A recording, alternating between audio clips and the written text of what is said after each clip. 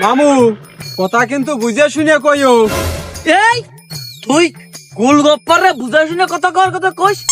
এই গোলগপ্পার কি জীবনে কোনোদিনও বুঝে শুনে কোনো কথা কইছে কোনো জায়গা? হ্যাঁ মামু তুমি তো জানোই আগের দিন ওই জুতোর দোকানে যে ঠাপটা খাচ্ছিলাম, ওই আমি দৌড়ই পলাইছিলাম বলে জানে পাইছে গেছি। আর তোমার পা খানের অবস্থা করেছে কি দেহ দিনই একবারে ঘুরাই ছেড়ে দিয়েছে। ওরে এরাম পা গোলগপ্পারের আরো সাইড দিয়ে বাসটা ঘুরে যাবে, গুলা থাকবে না। তাও এই গোলগপ্পার কোনোদিনও কোনো জায়গায় কোনো কথা ভেবে চিন্তা কবে না। তুই বিষয়টা মাথায় রাখিস। হ এই জন্যই তো যে জায়গায় যাও সেই জায়গাতে ঠাপটা খাইয়ে আসো। তোমার সাথে খাইয়ে থাকে আমারও ঠাপ খাতিয়ে যাবে। আসতেছি। এই দলই আই রে মামু কি বলছি যে তোমারে কি ওরা সত্যি দাওয়াত করিছে? তুই কি এই গোলগপ্পারের জুবান নিয়ে সন্দেহ করিস রে ভাইকে? এই গোলগপ্পার কোনোদিনও কি মিছা কথা কইছে? আর গোলগপ্পারের সম্মানটা তুই জানিস না কিরম? ওরে এই এলাকায় জেনে যাও আমি প্রধান নদী, তোরা আর কতবার কব প্রধান নদী মানে বুঝিস?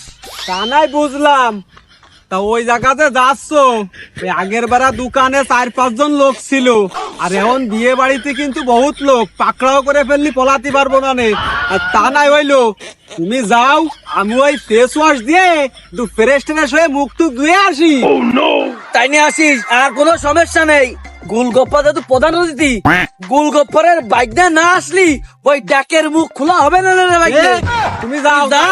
যাই ওই প্লেটে সাজাই রাখো আমার জন্য। যা, আমি গুছাই রাখতেছি। মামু তুই যা, আসতেছি আমি। আরে মামু না, মামু তুমি বলে প্রধান অতিথি?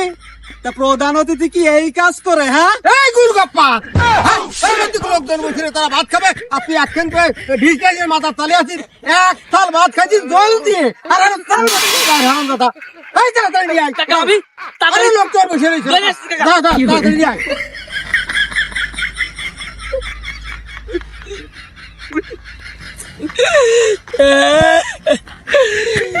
এই গোলগপ্পার এবার ইজ্জত পাইল না।